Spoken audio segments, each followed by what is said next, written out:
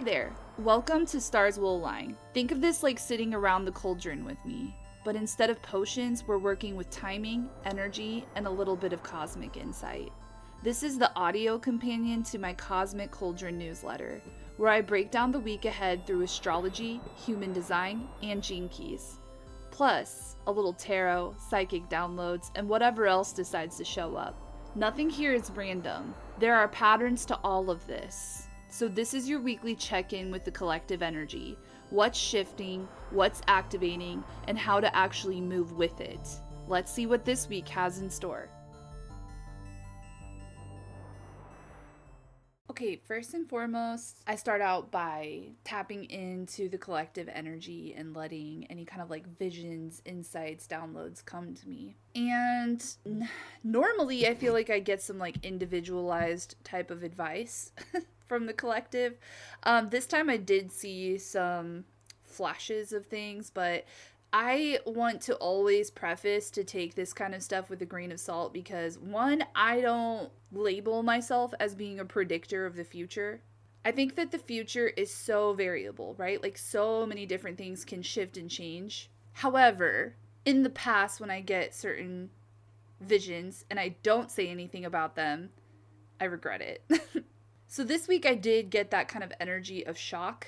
And I shifted into that a little bit deeper because I know that we're in Aries energy right now and we're coming up on some of that shock energy through the gate of 51. And when I dug a bit deeper into this shock energy, I got something about proof, right? Some kind of like undeniable proof of something. I did see Trump.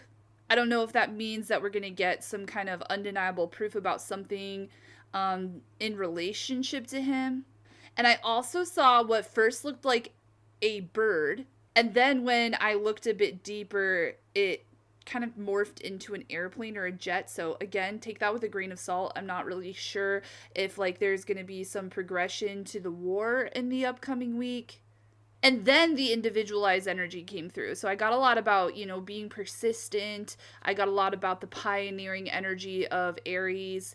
The word principles came through really strongly. And to me, principles are your fundamental truths, like your individual fundamental truths. So I think this is a good week to get really clear about those, especially as information starts to get more chaotic in the coming years. It's really important to make sure that you have this inner sense of foundational truth to your own being and walking life, because this can be a tool of discernment of all information coming from the external. I also saw a raccoon, which symbolizes adaptability and resourcefulness. So maybe as things, are shifting and changing and things get chaotic, again, these fundamental truths become our focal point to be able to adapt and be resourceful. And then I also got a message about balance, which came down through the cards after this. So yeah, I would say that also another big part of this week is like, where do things need balanced out in your life?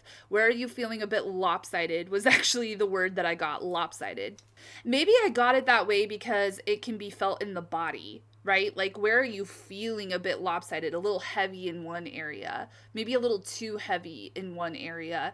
I even think of this like as actual bodily wisdom, right? Like, for instance, I have an issue with my hip, right? And so sometimes when I have this pain in one side of my hip, I stretch the other side and try to kind of like balance it back out again. Okay, let's get into the cards for this week. So first we got the alchemy card. I found it interesting because for me personally, my interpretation of alchemy is turning lead into gold. I also think a lot of predeterminism versus free will. So like it is, all of the things that you can't control that happen to you, all of the foundational parts about your personality, and then taking all of that as if it was, different tools and rearranging those things in such a way that you create something completely new out of it. You create something that is yours out of it, that you actually have the free will and authority over. So again, like, while you might not have control over all of the things that have happened to you in your life, you do have some sense of control or responsibility to do something with it, to turn it into whatever culmination or artwork you want to see. But what the actual card said, it said something about uniting opposites to find balance, which reminded me again of what I picked up on, but in more of like a shadow work sense. So it's like kind of like, again, taking extremes and finding the middle, and maybe swinging the pendulum both ways to find your specific middle ground with this. Like, for instance, you know, if again, like, you can't control the family that you were born into, so maybe you were raised by a narcissist and this turned you into a person who is a people pleaser, and you shrink yourself. Well, that's the personality that you were given, right? But then in your adult life, you can take some responsibility over this and swing that pendulum over to the other side, being a bit more selfish, putting yourself first, putting yourself on a pedestal, right? And then find that natural middle ground of like what that looks like for you between self and others. Also, you know, I kind of think of baking a cake when it comes to alchemy, right? Like you were taking all of these different ingredients to make something new. And that's that same kind of energy can be said about your life. You can make your own personal recipe out of the ingredients that you were given. Second card is, did you forget you're still inside the game? What I wrote here is that reality is actually a lot bigger than the 3D reality that you can see, taste, touch, smell, right? There's a lot more going on in other dimensions, so why do we take this one so seriously? This is a card about having fun and exploring this 3D material reality before the game is over. You know what's funny? In New Moon Workshop, I said this line, all roads lead to death, which I got from listening to a audio recording of Richard Rudd contemplating the third gene key. And everybody in the class was like, oh God. But here's the thing. We can take that we can take that phrase, all roads lead to death, and we can be terrified.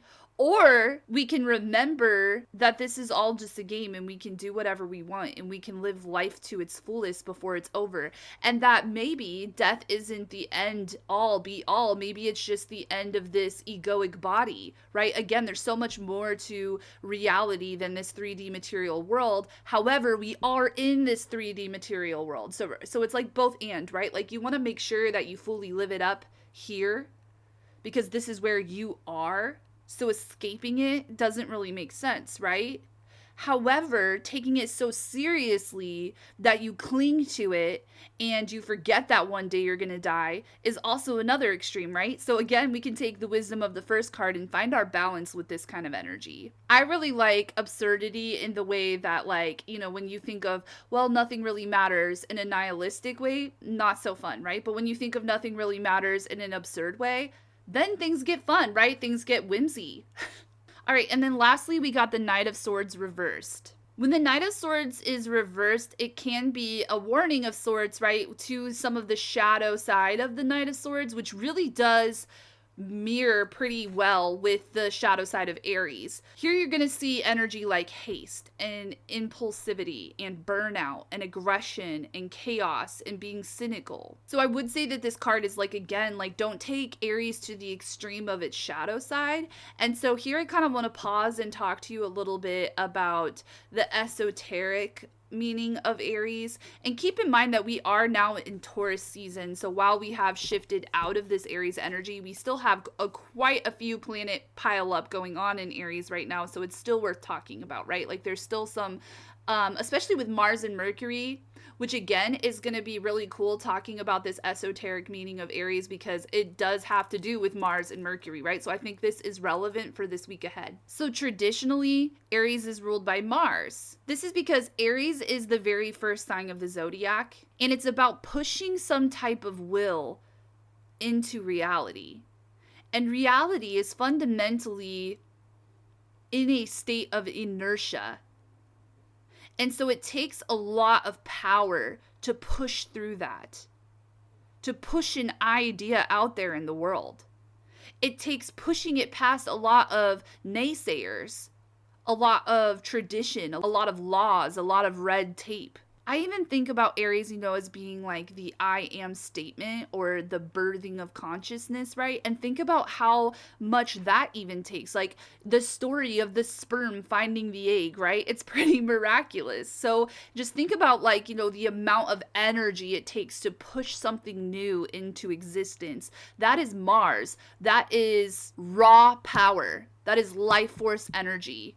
That is motivation. That is will. That is passion, aggression, sex, combustion, fire. But of course, when you have all this energy and no higher mind, we can see how that might turn into some of these shadow descriptor words, right? Such as impulsivity. Also immaturity, right? Like acting before you think kind of a vibe. But in esoteric astrology, Mercury is actually the higher ruler of Aries. And actually, this is why the ram is such a perfect symbol for Aries, because a ram is actually blind. Like, it is just charging forward and ramming things without really looking ahead. So with Mercury being the higher ruler, it can be thought of as like a higher insight coming from the heavens, right? Because Mercury is like the messenger of the gods. So it's some kind of like higher insight coming from above, and that becomes what you're trying to pioneer, what you're trying to push forward and past the inertia of the world. Especially with Neptune in Aries right now as well,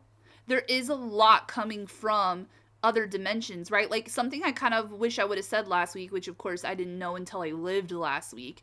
But as much as like we would like to think that there's so much energy right now with this pile of planets in Aries, there is still this like cloudy, elusive, spiritual nature going on in this sign as well. So rather than it being like this power that comes from you, your mind, your 3D reality, trying to like, 3D figure out your life through all of this strategy and planning and control, it is really more like getting your ego out of the way and letting the spiritual insight work through you and using that power and that energy to push that forward. Okay, let's get into the transits. So we start out today, Monday, with the moon in Gemini. Whenever the moon is in an air sign, we do feel a bit more detached or analytical around our emotions. And we might also feel a little distracted. Gemini can sometimes feel like having 1,000 brain tabs open at the same time. And today we have Mercury conjunct Saturn and Mars in Aries. So again, there is this vibe of thinking, communication,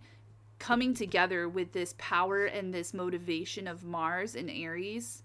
But then you bring Saturn into the mix, and there is also this moment in time where you can choose to commit to something. You can choose to be disciplined about something. You can choose to begin a new karmic story at this threshold. And maybe that commitment and that discipline is getting your mind and your body in alignment with each other. Letting your motivations and your energy be ruled by this higher mind. And when I say higher mind, I don't mean like the monkey ego brain, right? Like trying to keep you safe and protected. I mean the witnessing mind behind that. The true self, the omnipresent self, the higher mind. Okay, and then on Tuesday, the moon is going to move into Cancer, which definitely does bring more of an emotional vibe our way.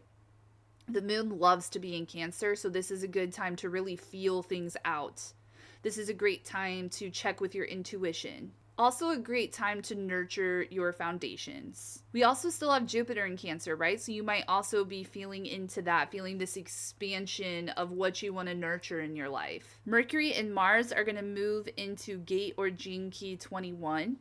This is the gate of the hunter or huntress, and it's in the ego and will center. So there is a vibe to this gate about control and authority. But something that I wrote here is that true leadership is actually submitting to the discipleship of your own soul. So sometimes when we say discipleship, right, we can think of like this following some external leader, authority, or a guru.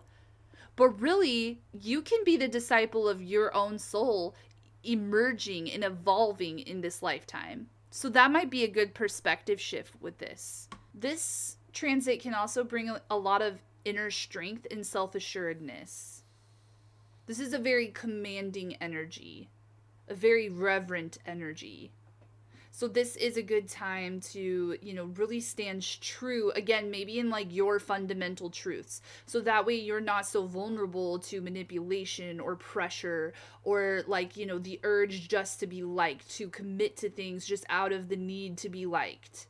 This is about honesty and authenticity for what you commit to. Because again, a unhealthy ego will center does things just to try to be seen as valuable from the external, rather than the healthy way that the ego will expresses itself is to know without a doubt that it is valuable. And therefore, it has high standards and only commits to what nurtures its higher self. Also, on Tuesday, the Sun and Earth are going to move into gates 27 and 28. So this is really about caring and nourishment, and especially with the Sun in gate 27, it is about prioritizing self-care.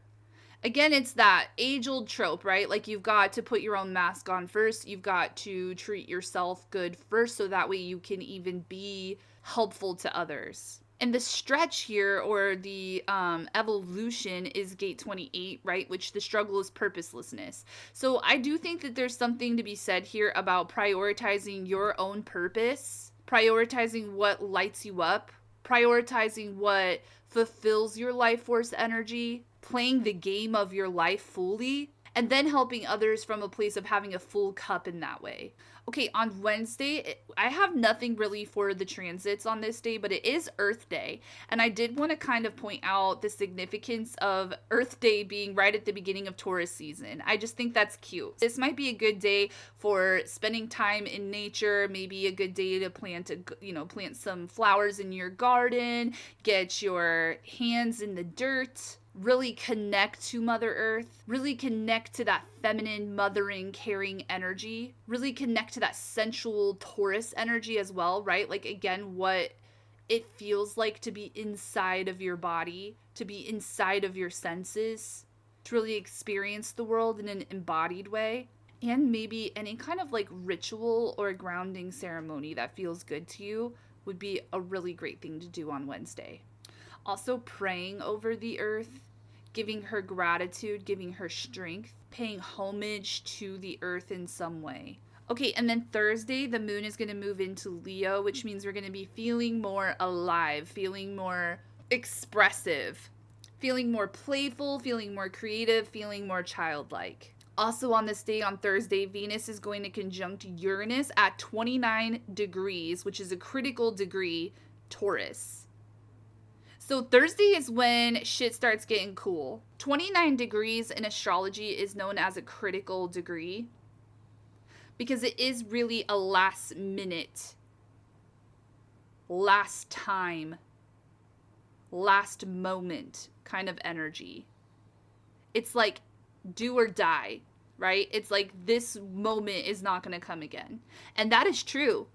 That is actually true. Uranus is never going to be in the sign of Taurus again for the rest of our lives. Uranus is not going to come back around to this place again for another 84 years. So when we have Uranus at the critical degree, this can really spark some crunching kind of pressure energy around things like our resources, our material resources, money, food.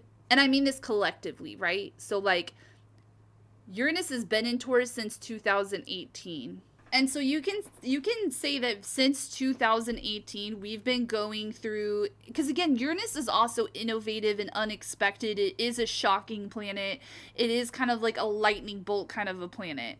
But it's also, very innovative because of that, has, ideas that change the future. So because of that, since 2018, we've been going through this radical overhaul of these Taurus type of descriptive words, right? Again, things like our financial systems, our environmental resources, again, like unpredictable environmental things. A very unpredictable, chaotic stock market, AI coming through and disrupting the way that we do business, and probably an overhaul of our entire capitalist system, a shift in our personal values. I've been talking to a ton of people who are awakening to the sham that is the American dream, right? Like this old way of going through life of like, you graduate high school, you go to college, you build your career, you get married, you have retirement, you invest in the stock market, you tend to your 401k. Like all of these things might not be relevant anymore in the future, and people are starting to see that. So because of that, when Uranus goes through Taurus, it's shaking those external stability anchors to really force us to turn inward and anchor into ourself and our own self-value. And again, like, I love that I pulled that card, or I wrote down principles, to our own principles, right? Being our own anchor into the earth rather than these external things like money and financial systems, etc., etc. So now when you have Venus coming into the picture, again, I think Venus shines extra bright at this 29th degree of Taurus because Venus belongs in Taurus. And so when she's at this last moment, she's like, what really fucking matters to me? Like, what is really important? So it's kind of a time to really strip down all the bullshit and get real with yourself. This transit can also cause a lot of disruptions in your relationships. This could be an aha moment about how your values aren't really aligning with other people in your life, right? It could be a wake-up call in that way. It could be a wake-up call about people not truly valuing you. Like, why are you giving all of your time and energy to people who really don't see the value in your existence? So yeah, I would say that this is a very electric last chance awakening where you can look at your values, your relationships, and your sense of security from a place of radical truth. If something in your life refuses to stay comfortable, it might not be fully aligned with you. There is a sense of ease that Venus wants, and Uranus is going to make the challenges magnified. Also, another thing I wanted to say about this transit is that this is the last of these big planetary shifts.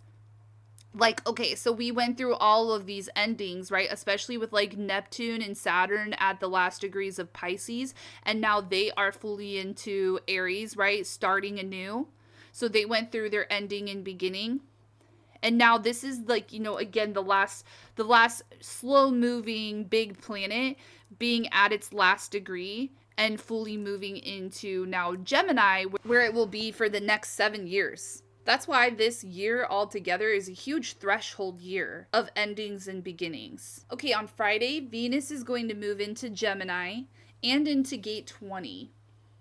So Venus in Gemini, especially when it comes through this threshold in gate 20, is really about staying present.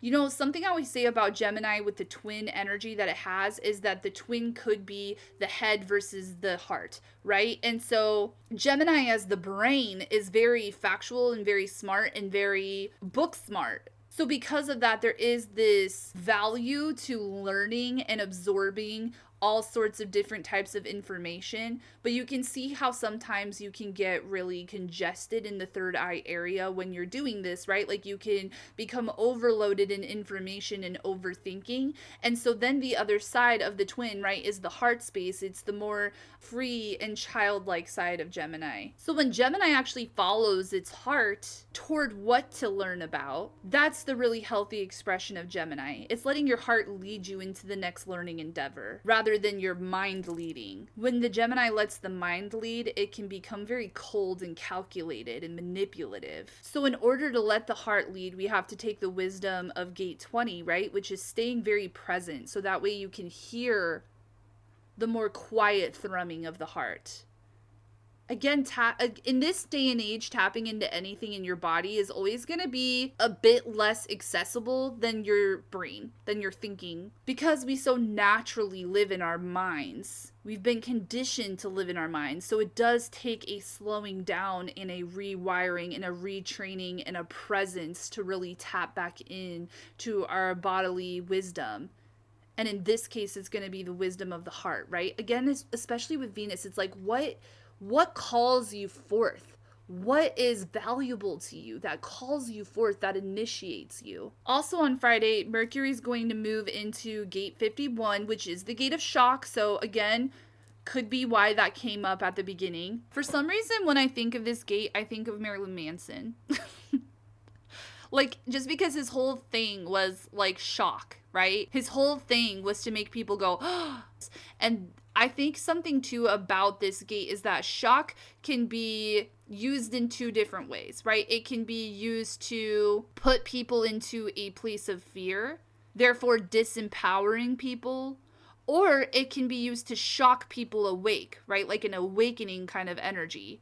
And when we're talking about Mercury, this is going to be thinking and communication, right? So, like, we have Venus moving into the sign of thinking and communication, and then we have its ruling planet moving into the gate of shock. So, you might expect some kind of like shocking thing that comes our way this week, some kind of information that shocks us. I'm going to read you this quote from Gene Key 51. Awakening is really a series of softenings. Our awareness becomes more one-pointed, but our heart and mind become softer and more open. Whenever we're confronted with harshness, the unexpected, noise, turbulence, the thunder of life, instead of tensing up, we can relax and open, soften, and become milder. Mildness is an essential quality needed to allow spiritual initiation. So I wanted to read this to you guys because, again, no matter what crazy, unexpected, shocking, next news cycle kind of thing that comes our way this week, there is some power in how we react to it. Also on this day, the moon in Leo is going to oppose Pluto, which means that whatever this is that shakes us also has the potential to transform us emotionally. Okay, Saturday, Uranus is going to move into Gemini officially. Again, this is a 7-year transit. Uranus is not going to move back into Taurus. It is now in Gemini for the long haul. What I really think about this transit is that there's going to be some chaos when it comes to information. Like, we already have been experiencing this. You can feel it with AI, right? Like, not knowing what's real, not knowing what to believe, chaos in our media, in our news, chaos in learning and education. But again, that chaos leads to innovation. So I feel that we can really expect an energy that revolutionizes our communication, our technology, and our thought patterns. We're definitely going to see some major shifts to education, to AI, transportation, especially short distance transportation, because Gemini rules over short distance travel, social connection, plenty of plot twists and new spins on things. Lots of splintered or fractured information, information overload, misinformation, intellectual restlessness, right? Like, not knowing what to think. I would say, like, meditation is going to be paramount through this transit. We really have to work on quieting our mind. Some of the beauty of this transit, too, is that it's going to really increase our curiosity. What we thought we knew is no longer the case, right? So therefore, we can kind of start out from this full energy of beginning this transit in Gemini and get curious. Start a new learning journey. Learn your way. Be a bit rebellious about what and how you learn. This is also adaptability, being able to be very adaptable. Also on Saturday, the sun in Taurus is going to square over to Pluto. So again, more potential for transformation, especially for those in fixed signs or those who consider themselves to be stubborn. Because this is a fixed square with the planet of our self-expression and the planet of our transformation. This is going to really shake where you have been clinging to comfort. Okay, and then on Sunday, Venus in Gemini is going to sextile over to Neptune in Aries. So this is a positive aspect. Again, if we let our hearts lead and we also tap into our dreams and the highest possibility, the highest potential of what we're trying to manifest in this new reality, this new paradigm, then this transit is really going to bless us. So again, follow that heart into a more curious place. What else is possible? Don't let your mind box you into further dogmas. Coming at things from the place of the mind or a place of control is not the way to go anymore. And then also finally on Sunday, we have Mercury in Aries square Jupiter in Cancer. I think this is where we really bring it full circle with the potential for burnout. So if you haven't been taking care of your foundations, if you haven't been nurturing the things in your life that keep you healthy, then here you might see the potential for burnout. It kind of gives me the vibe of like when you plant something before you've really let the roots establish themselves. It's not really rooted in the ground, right? It's just brittle and fragile and easily falls out of the earth it breaks. So Sunday could really be a wake-up call to make sure that you are rooting in even deeper as you charge forward into this new reality, chasing your dreams, bringing your full potential forward, and being the boss ass bitch that you are. So that's all from me. I hope you all have a wonderful week. Leave me a comment down below to let me know what you think. Be sure to subscribe so you get alerted whenever a new episode drops. Let me know what you think of my new intro. And as always, my inbox is open for further questions or inquiries about my services. Or if you would like a reading to understand how these collective transits are impacting you on a personal level. Okay, bye everyone. I hope you have a great week ahead.